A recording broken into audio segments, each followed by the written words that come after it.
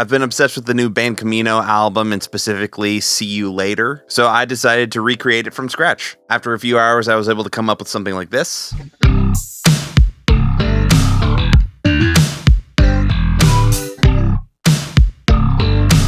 And I want to show you guys how I did it. But first, just a quick plug for the channel. The reason I'm able to do these videos is because I actually work full-time as a producer, working with artists, making their songs sound like really cool indie pop stuff. So if you make this kind of style of music and you think we would have fun working on a project together, check out the top link in my description. All right, let's start with the drums. So these guys are actually kind of an interesting conglomeration of sample matching. So here, I'll just show you the finished drum sound that I got.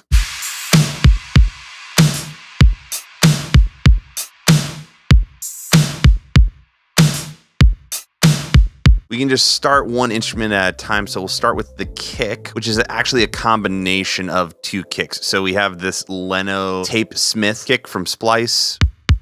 Did a little bit of a high-end boost, a little bit of a mid-range cut. And then there's this oversampled Volcano kick bump, which I added because I felt like the drum sound for this record, it was almost like a mixture of like really modern EDM drums and like almost vintage New Jack Swing samples. So if you've ever listened to stuff like Janet Jackson before, I felt like this drum sound was very like reminiscent of that. And so I basically used the Leno kick as that sort of texture, that sort of vintagey neo-pop texture. And then I used the oversample kick with a really heavy filter on it to sort of boost the low end. So if I turn the filter off on this oversampled kick, you can hear it's like pretty crazy. Another thing you can see that I did was I kind of clipped off the front of the transient. So if I play it, it's pretty snappy, but I chopped it to here because I wasn't really trying to get like a snappy transient out of it. I just kind of wanted the low end. So here, when I play just the Leno kick, then the oversampled underneath it, it just has like a lot of beef that it adds to it. I just kind of messed around with transposing it up and down until I felt like the low end didn't cancel out as much, which I kind of just did by ear, if I'm being totally honest. Did something similar with the snares here. So it's a sample of like 3 guys. I was actually really happy with how it turned out. A majority of it is coming from this guy, which is part of the Taylor Larson sample pack that he did with, I think it was like Taylor Ernie drums before they were mix wave, but essentially it's the mix wave snare. I actually have 2 instances of it. I have one here that I've tuned up like 4 semitones to try to get that sort of New Jack Swing ring to it, and then 2 semitones down, and then a Leno supercharger snare. Kind of similar to what I was doing with the kick. This is just kind of like a mid-range beefy boy. So this first snare has a little bit of OTT and high boost on it. If I take those guys off, you can see it's kind of like a thwacky thing. The sort of lower, deeper main snare. I just used a little bit of OTT, a little bit of transient shaper to give it a little bit of a boost. And then again, boosting the high end and cutting the mids a little bit. And then with this Leno sample, I'm literally just like hard band passing it, so it's just low mid-range. And same thing, I cut off the initial transient from it. So when I play all those together, they sound like that. They're also going to a non-linear reverb, which the texture of a non-linear reverb I feel like is really important for this song. A lot of this stuff is sort of based around like late 80s technology, or almost like a modern version of like that late 80s sound. So having this kind of reverb really adds a lot to specifically the snare. So yeah, that's what all the snares sounded like. So I added a little bit of OTT just to sort of tie them together a little bit. Some distinct from Kive, just to give a little bit of distortion to blend the samples together a little bit, also sort of boost the high end. Also, this drum bus plugin is really doing a lot of heavy lifting. So if I turn it off, turning it on. So it's doing a bit of compression, some soft clipping, a little bit of drive. And then I really like this boom feature. So it's basically synthesizing a small note. If I turn up the decay, you can hear it a bit more.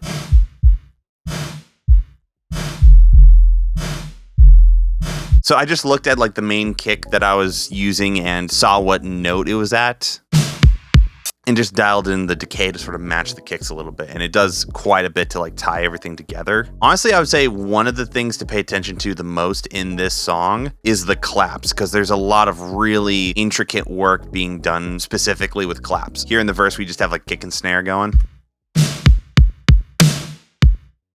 The way that they add energy in the chorus is this clap sample here. And that just adds a little bit of like white noise underneath the whole beat. If I turn the clap off, turning it on,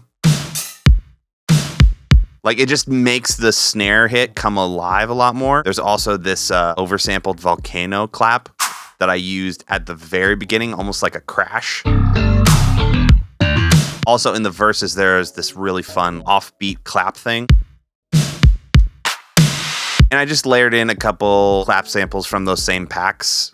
And it does this sort of weird thing where they like whip from the left to the right. So it's like, with this guy, I just ran it through a reverb, made it really long, and then chopped off the end of it. A lot of this track's production is just sort of messing with specific hits, almost taking really long samples and intentionally chopping them off to make it feel syncopated. Then we have the hats, which are just a collection of random samples underneath it. If you actually listen to the beat and be like, okay, I'm just gonna listen to hi-hats, you'll be surprised how few of them there are in the song, but they're just like made to be these interesting little spicy layers in between kick and snare hits.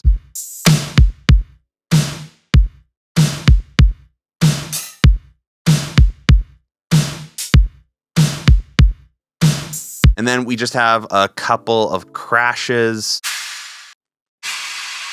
made to sort of wash out the hit when it gets to this point.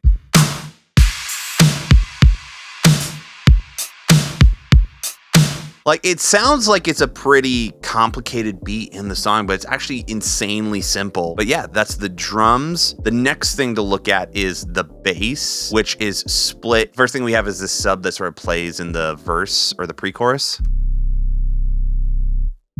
And still here in the actual chorus here. I'm just using a sub lab for this. I really like this NASCAR sound. Just really low past it, cut out some of this like nasty 100 range if I take that off. It's a very like shaky sub. And you can see I have track spacer on it side chained to another bass sound because essentially we have another part of our bass tone. And so I want the low end of this bass to be removed from this sub once it starts playing, because it's like a weird thing where it's like it starts out like they're not playing the same thing. It's just the sub, but then it gets to a point where it's like the sub and this new bass sound. And for our main bass tone, we have this like slap bass, which sounds like this. I'm just using the Waves Bass Slapper plugin. For some reason, it's like the best slap bass plugin that I've used. I don't know why. Specifically for this like really chunky sound. I think I just like the bass that they use. Turned off basically everything other than like the compression. And then I'm running it into a little bit of parallax. And I mess with the input on this Fat Clean preset because it adjusts like how much drive it's throwing it in. So here's what it is by default. And then pull it back.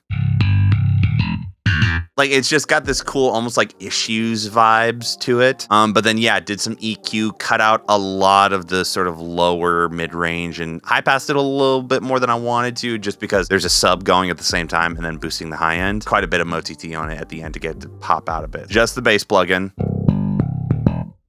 Then with parallax. Then with the EQ. And then MoTT. But then when you listen to the bass playing, there's also like a weird like filtery thing happening with it. It's not just a slap bass. There's some weird like motion happening every time it hits a note. And so my interpretation of how they did that is doubling it up with a clavinet. So I just used the Clavinet 5 from Arturia, and I just used this Bassistic preset. So it sounds like this. Very chorusy, very flangery, and then I doubled that same sound up, but an octave up. And so when I take our regular bass sound, that's just our sub and the slap bass, and then I add that clavinet to it,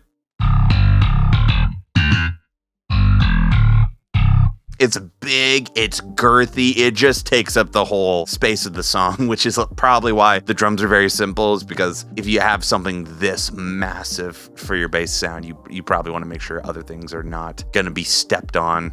In terms of synths and like sound effects and stuff like that, there's not a whole lot going on. There is this cool little sound at the beginning of the song, which is this bike bell.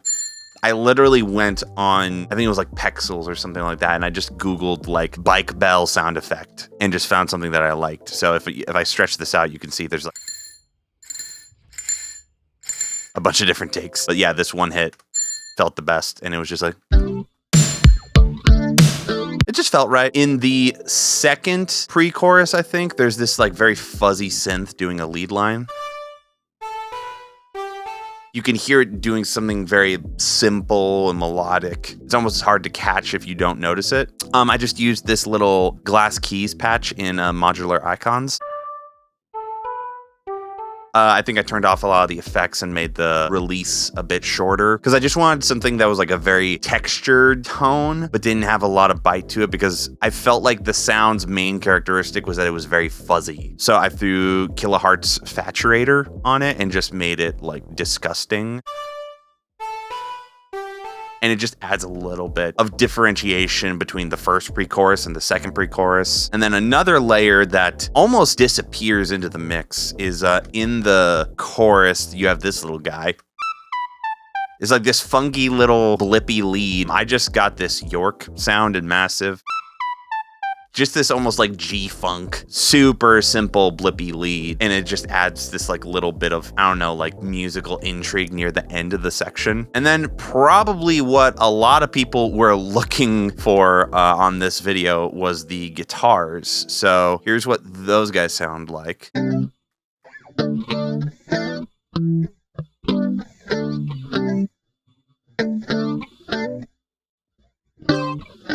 So I think I mainly got it there. It's such a unique sound that I'd probably have to spend like a whole nother hour just trying to get this tone and the performance and everything just a little bit tighter. But I think it's mainly there right now. I think honestly, one of the biggest things that makes this cool in the original song is how like hyper edited the track is. You can hear it's not like just a clean playthrough like this. It's very much this performance that's sort of like longer and held out notes and things are sort of rolling and they've like hyper edited, chopped it up. So if I was going to do this again, I would probably do something more along those lines. But we have these two guys here, which is this part.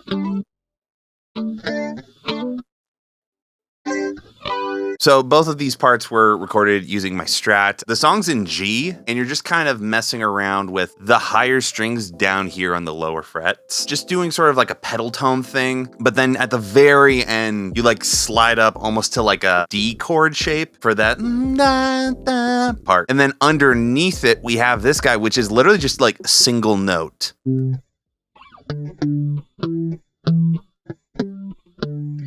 Which it was really interesting to see how like it's so minimalist-y, but it sounds like it's super complicated, probably because of the patch. But with this sort of playing, you almost get something that's just like a regular G chord voicing, but it's spread out among multiple parts.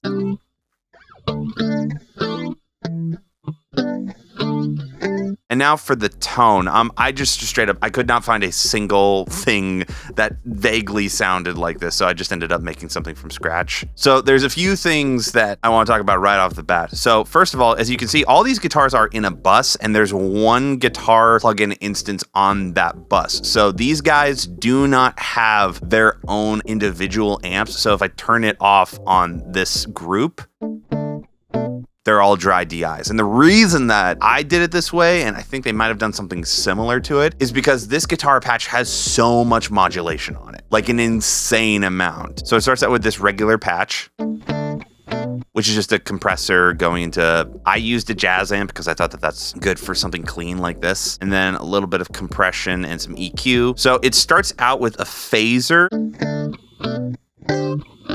which I think is where a majority of that sort of like movement comes from. And I like throwing phasers before my amp. I'm normally fine throwing every other kind of modulation after the amp, but I think specifically phasers, at least in patches like this, they work better when you use them before the amp. You get the feeling of like a phaser changing the DI that's then going into the amp, and not what happens when you throw it after the amp where it's like it's changing the whole sound. To me, I feel like it gets a little bit like hectic that way, but that's just personal preference. But then after the phaser, we have this flanger, which makes it sound like this. You can already hear it's like getting into that realm of just like over modulated or something like that. And then a little bit of chorus here at the end. I don't know why, but when I ran it that way, it just popped out a little bit more and sounded more like the original track. Every other way I tried doing it, it felt like it either got too modulated to the point where certain parts were like phasing in and out of each other, or it like diluted the high end way too much. So I tried a couple ways, and this is the one that ended up winning out the most.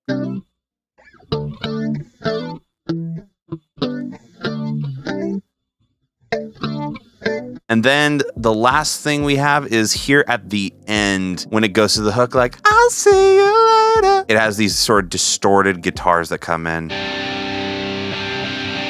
I just used Guitar Rig 6, used the Full Monkey Ultra preset just because that's normally my go-to for a guitar tone where I want it to be like sort of insanely aggressive and drivey, but I also want it to be like kind of pop friendly, and then just a limiter on the master. So here's what everything sounds like together.